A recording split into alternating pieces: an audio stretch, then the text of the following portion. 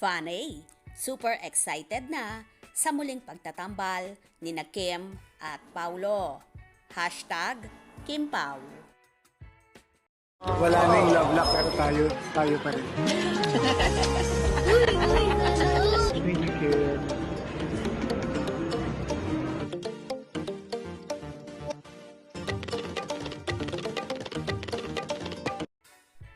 Ipinasilip ng online streaming platform na View Philippines ang Filipino adaptation ng sikat na K-dramang What's Wrong with Secretary Kim.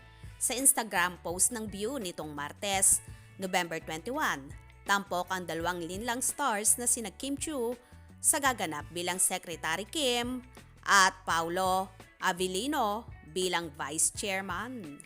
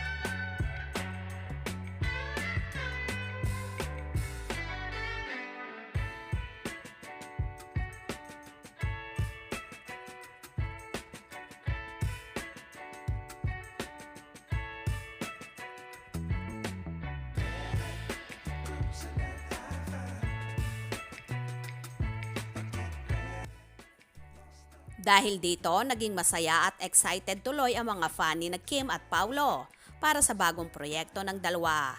Narito ang ilan sa kanilang mga komento. Yay!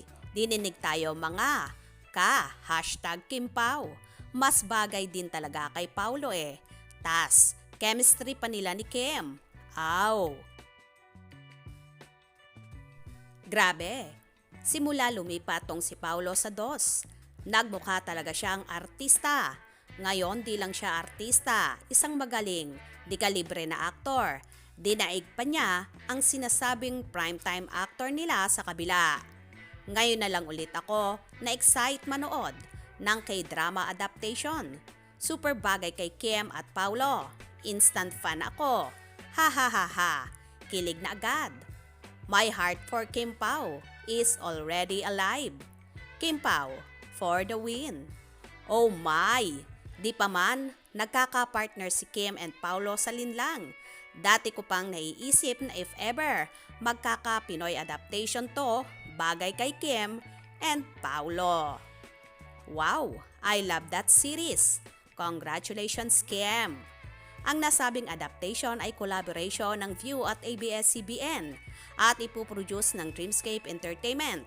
Bagamat wala pang eksaktong petsa, nakatakda itong ipalabas sa darating na 2024. Marami rin talaga ang natutuwa sa muling pagbabalik tambalan ni na Kim Chiu at Paulo Avellino na talaga namang inaabangan na nila ang Pinoy adaptation ng What's Wrong with Secretary Kim. For sure, tatabo na naman ito at palaging magte-trending. Kaya naman tumutok at wag na wag pahuhuli sa mga maiinit na kaganapan. Hope you enjoyed. Please subscribe for more info.